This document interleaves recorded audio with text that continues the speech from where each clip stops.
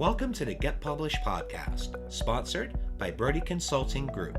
To get more information about our coaching, publishing, executive ghostwriting, and podcast production services, go to getpublishedpodcast.com. Hello, I am Paul Brodie, and thank you for joining us for another episode of the Get Published podcast, where we help authors get published with a proven system that works. Today, we're being joined by Dr. Randy Kamen, author of Behind the Therapy Door, Simple Strategies to Transform Your Life. Dr. Randy, welcome to the show. Thanks for having me, Paul. We are thrilled to have you. Are you ready to begin? Oh, yes. All right. Question number one. What is the one piece of advice that you would give to a first-time author who is currently writing their book? Well, the first piece of advice I would give to anybody writing their book is to write something that really matters to you deeply. And don't be afraid to share your story, because when people feel that you're coming from your heart, it will resonate with them in a much more powerful way than if you're just writing a story to get a book written. So come from your heart and write something that touches you. And what do you feel is the hardest part about getting published? I think the hardest part is actually not so much about getting published. You have to finish your manuscript, of course. There are so many venues for publication now. If one is choosing traditional publication, it's very hard to get picked up unless you have a great, strong platform, unless you have people that know, like, and trust you, that want to buy your book because they already are familiar with who you are and what you bring to the table. You've already become ubiquitous. And if you have a strong list of followers, of people that want to buy your book, that's what I think is the hardest part, is just getting known and getting people to really want to buy your book. Absolutely. Let's talk about marketing. So please share a marketing strategy that you have used in your book launch that has worked well. Well, I would say the thing that worked the best for me was the fact that I was cultivating, for a year before my book got published, an email list, and it grew and grew. And by the time my book came out, I had lots of people that had already heard me speak about different topics, so they already felt like they had a relationship with me, and that helped them to really be interested in buying my book. I also always did speaking engagements. I enjoyed speaking engagements, and I would do one and then get invited to another, and that was another way of getting people to buy my book and to share the word. Also, I lectured for many years at Harvard Medical School, and being on their guest faculty also helped spread the word. And I also got invited to Harvard Medical School to actually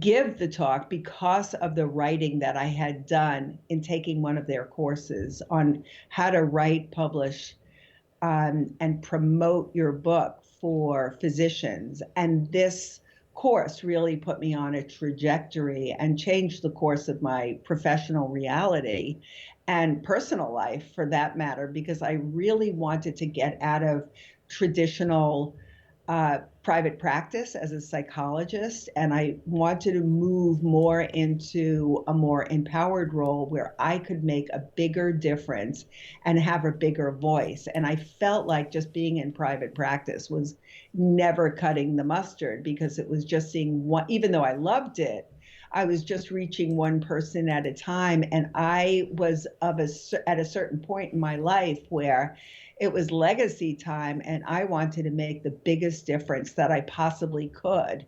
And the way to do this was to write my book and get out there. And I never looked back after doing that, because I moved away from private practice and started doing online courses. And each time I did something, it got parlayed into the next thing, and it grew exponentially. So I would teach a course, and then I'd get invited for a speaking engagement. I do a speaking engagement, I would get invited to something else, and it just would escalate in a really wonderful way by doing those things.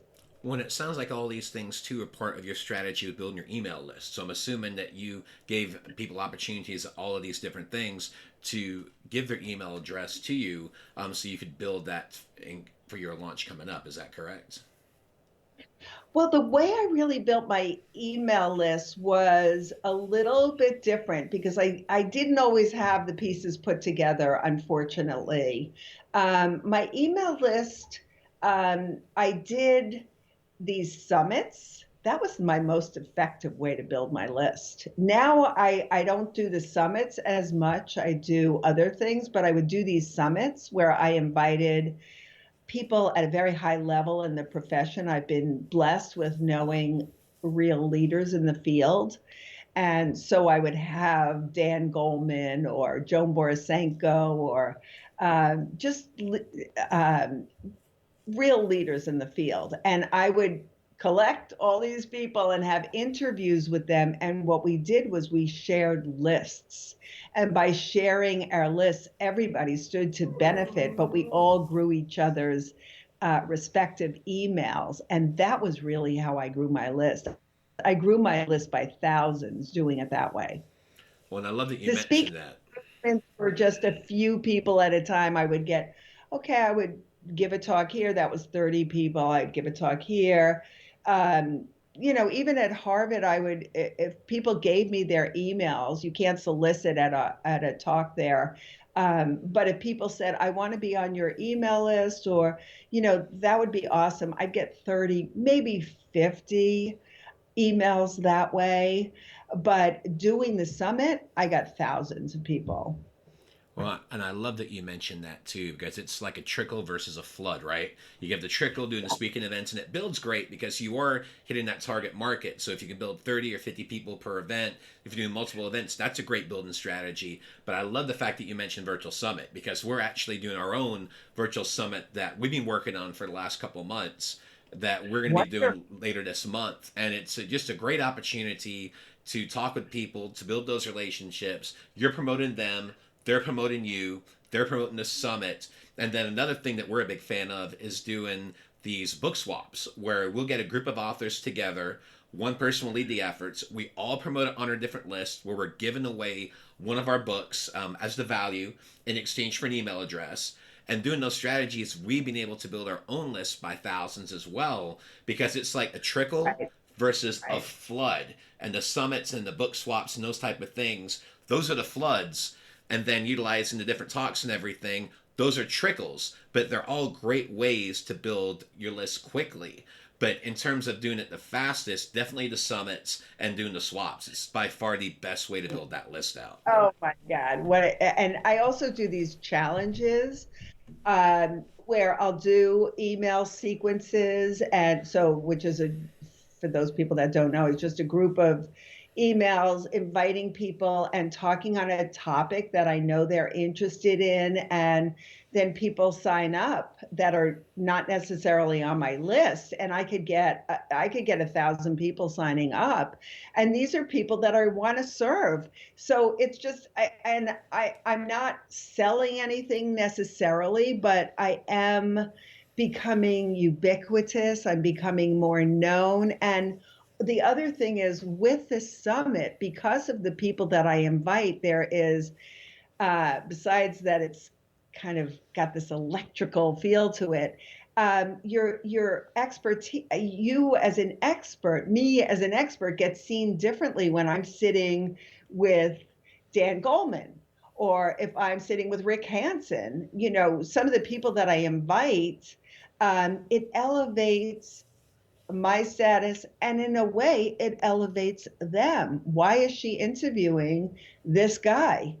And so everybody wins. It's so powerful, and it's serving people, because no matter what, they're learning and growing from these interviews or these challenges or these book exchanges. It's such a great way to make a difference, and everybody sees it in a positive way. Absolutely. I always look at things as the three levels of authority to build your platform. One is your book. The second level up is the podcast, and the third level up is the summits, because it really does have that ascension based model, and it's just such a great way to build those relationships, and most importantly, your following, so you can get back to more and more people. That's great. I mean, I do it a little differently, but but it's very similar. But if the big point here, the big takeaway, I think, is that authors have to be committed to building their platform. It's Yes. not just about finishing the manuscript. That's just one piece of the puzzle. If you have a manuscript and it's the most brilliant work ever done, and you don't have a good, strong following, who's going to buy it besides your mother? And you are absolutely right. And speaking of Maybe books, cousin. Yeah, well, yeah. well, speaking of books, I'd like to know, what is your favorite book, and what was the number one thing that you learned from it?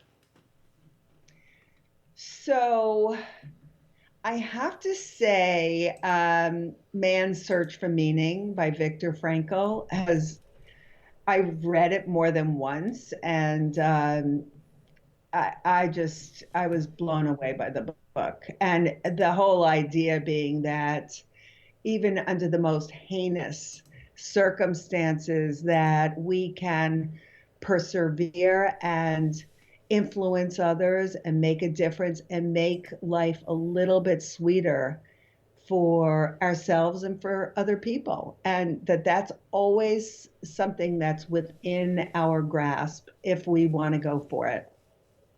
And for a final question, what is your favorite quote and why? Um, well, I have two. So one is very, very brief.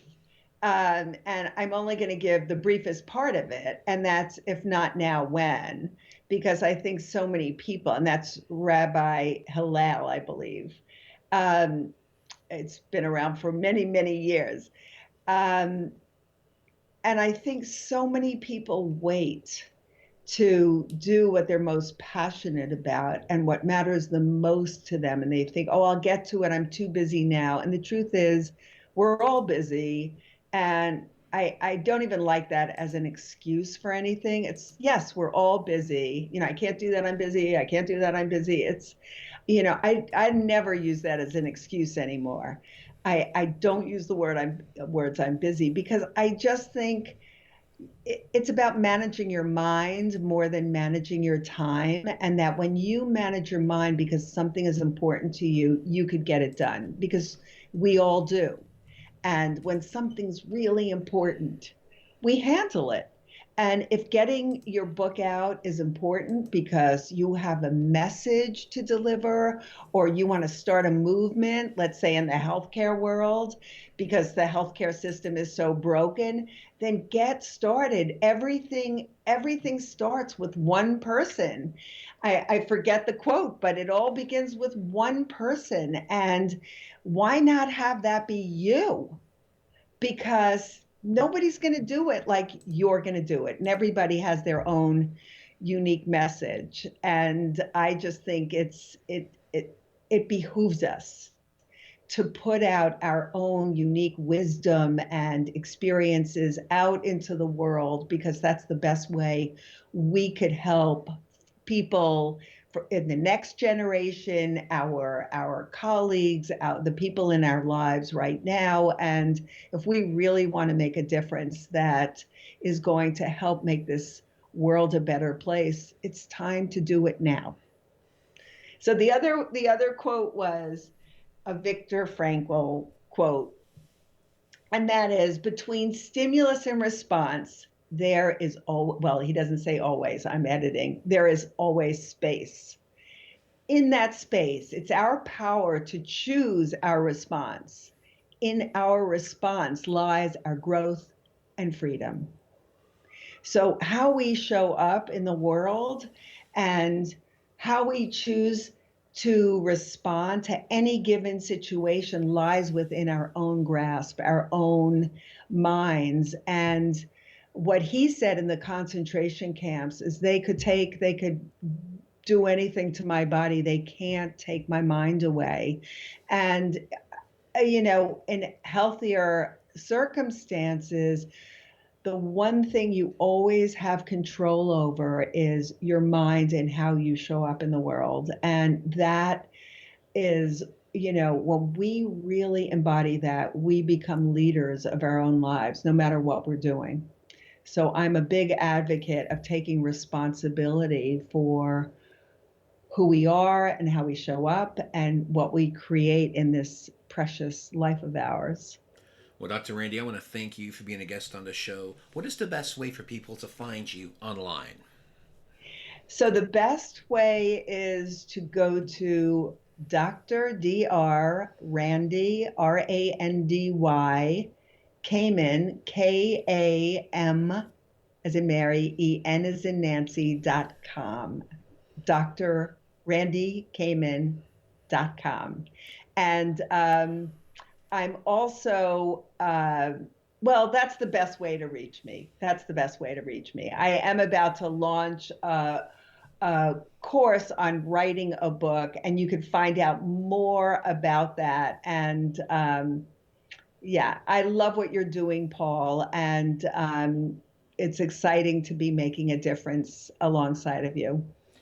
Well, Dr. Randy, thank you once again for being on the show, and I wish you all the best in your author journey ahead.